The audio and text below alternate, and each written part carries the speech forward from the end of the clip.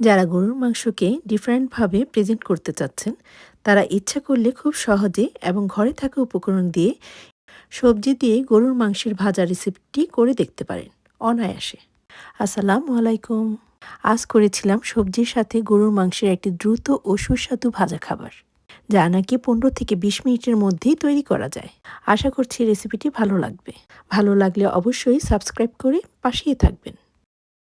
সবজি দিয়ে গরুর মাংস ভাজা করার জন্য আমি প্রথমেই গরুর মাংসের সলিড মাংস ইউজ করেছি, যা আমি পাতলা পাতলা করে স্লাইস করে কেটে নিয়েছি। এখানে আপনারা গরুর মাংসের পরিবর্তে মুরগির ব্রেস্টও ইউজ করতে পারেন। রান্নার প্রসেসটা হবে একই। এটি খুবই পুষ্টিকর একটি খাবার, দ্রুত তৈরি করা যায় এবং জনপ্রিয় একটি রান্না। গরুর মাংসটা কাটা হয়ে গেলে পানি দিয়ে ওয়াশ করে একটি ছাঁকনিতে রেখে পানি ঝরিয়ে নিয়েছিলাম। এবার গরুর মাংসটা ম্যারিনেট করে নেব। প্রথমেই দিয়ে দিব 2 টেবিল স্পুন সয়া সস, দিয়ে দিব 1 টেবিল স্পুন ওয়েস্টার সস। যদি হাতের কাছে না থাকে তাহলে এটা স্কিপও করতে পারেন। কর্নফ্লাওয়ার দিয়ে দিব 4 টেবিল স্পুন, দিয়ে দিব স্বাদমতো লবণ। লবণটা একটু বুঝে দিবেন, কারণ পরবর্তীতে কিছু সস ইউজ করব। দিয়ে দিব আধা টিস্পুন বেকিং সোডা। ভিনেগার দিয়ে দিব 1/4 কাপ। এটা ইউজ করলে মাংসটা তাড়াতাড়ি সিদ্ধ হয়। এবার সব কিছু একটু মিশিয়ে নিব। দিয়ে দিব 1 টিস্পুন চিনি। চেষ্টা করবেন চিনিটা ইউজ করার জন্য, এতে করে স্বাদের একটা ব্যালেন্স আসে। রান্নার তেল ইউজ করব 3 টেবিল স্পুন। সিসমি অয়েল দিয়ে দিলাম 2 টেবিল স্পুন। যদি হাতের কাছে না থাকে তাহলে এটা স্কিপও করতে পারেন। এবার সব কিছু ভালোভাবে মিশিয়ে একটা পাশে রেখে দিব। এবার কিছু সবজি কেটে নিব। প্রথমে 6 থেকে 7টা আস্ত রসুন নিয়ে তা কিছুটা মিহি কুচি করে কেটে নিব। গাজর কেটে নিলাম লম্বাটে করে। আপনি আপনার পছন্দ অনুযায়ী সবজি নিয়ে নেবেন। পেঁয়াজ পাতাগুলো 2 ইঞ্চি পরিমাপে কেটে নিয়েছি।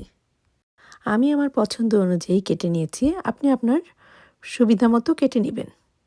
সেই সাথে আরও কেটে নিলাম বাঁধাকপি এবং বড় একটা পেঁয়াজ। আমি বাঁধাকপি ও পেঁয়াজ বড় বড় ফালি করে কেটে নিয়েছি এবং পাপড়িগুলো খুলে নিয়েছি। এগুলো যখন ভেজে নিব তখন অনায়াসে খুব অল্প সময়েই সিদ্ধ হয়ে যাবে। এবার একটি প্যানে 2 টেবিল স্পুন পরিমাণ তেল দিয়ে দিব। দিয়ে দিব স্বাদমতো চিনি ও লবণ এবং দিয়ে দিব কেটে রাখা সবজিগুলি। চুলার হিটটা মিডিয়ামে রেখে রান্না করব 2 থেকে 3 মিনিট। আর এই 2-3 মিনিটের মধ্যেই দেখতে পাবেন সবজিটা চকচকে হয়ে আসছে। তখনই একটি পাত্রে নামিয়ে রাখতে হবে। এবার আবারও প্যানটি বসিয়ে দিব এবং দিয়ে দিব 2 টেবিল স্পুন পরিমাণ তেল। দিয়ে দিব কেটে রাখা রসুন কুচি। রসুনটা হালকা বাদামি রং হয়ে এলে দিয়ে দিব ম্যারিনেট করে রাখা মাংসগুলো। চুলার হিটটা মিডিয়ামে রেখে অনবরত নাড়াচাড়া করতে থাকব। নাড়াচাড়া করতে করতে যখনই দেখব একটু ভাজা ভাজা হয়ে গিয়েছে, ঠিক সেই সময় দিয়ে দিব 1 টিস্পুন ভিনেগার এবং সয়া সস। কালো গোলমরিচ দিয়ে দিব স্বাদ মতো।